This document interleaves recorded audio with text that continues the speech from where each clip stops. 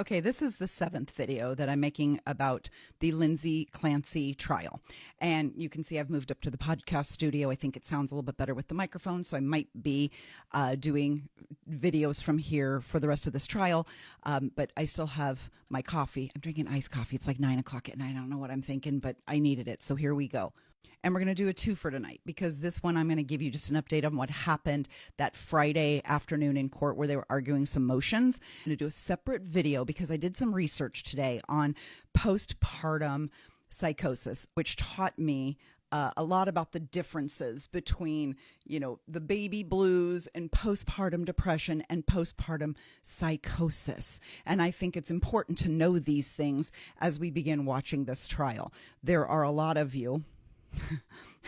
I mean, I'm still amazed at how ugly people can be in comment sections, but there's a lot of you that are coming into the comment section that maybe don't understand the differences in these things or the severity of what Lindsay is alleged to have been suffering. So I'm going to do a separate video.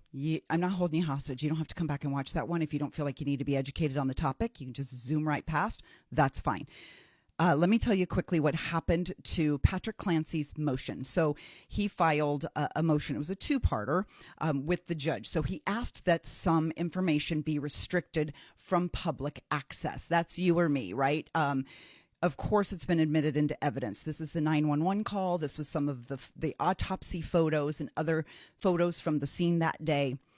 He asked the judge to restrict that to just in courtroom viewing. So the jury would get it, of course, the judge would see it, the lawyers would see it, like everyone in the courtroom would see it, but it would be limited and not be seen by the general public. The judge did decide in Patrick Clancy's favor, so those things will not be publicly available. Now, I know some people think that's suspicious. Like, why wouldn't he want us to hear the 911 call? I don't think that's it. I think this is a terribly traumatic event, and he is asking for some privacy.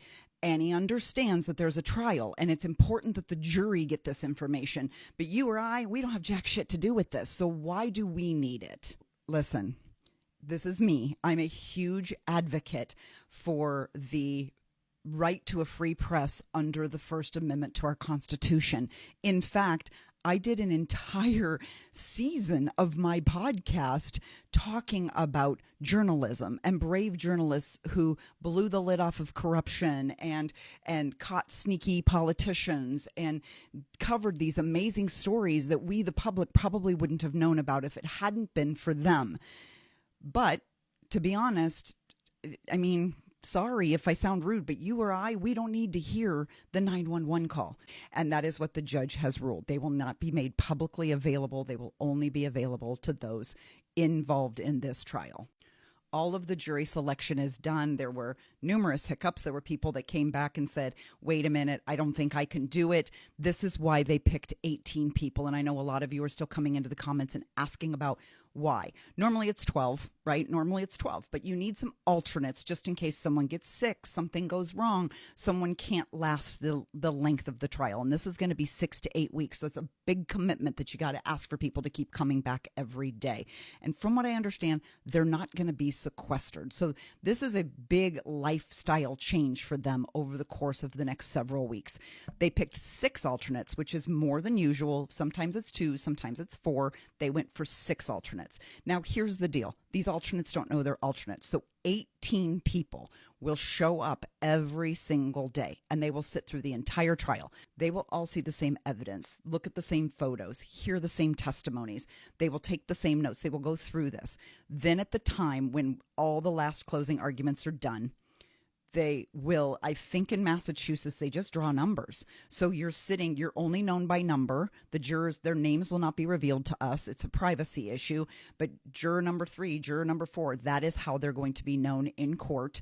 And what'll happen at the end is someone's basically just going to draw numbers, like bingo balls or something, where they go, juror 6, juror 5, get in that room.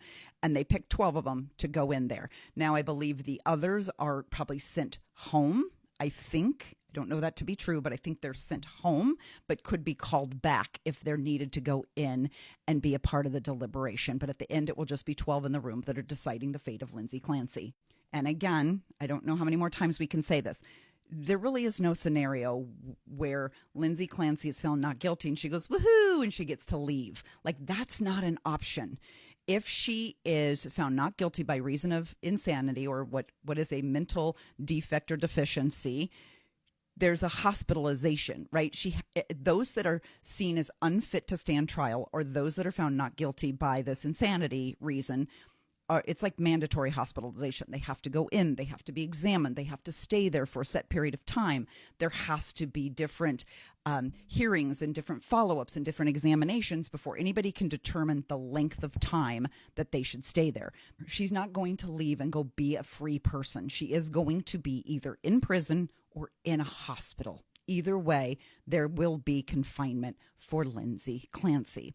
So I'm going to make another video that talks about this illness that she suffered from, and you're welcome to come back and watch that. If not, we'll be back here Monday morning, the 27th, as the trial begins.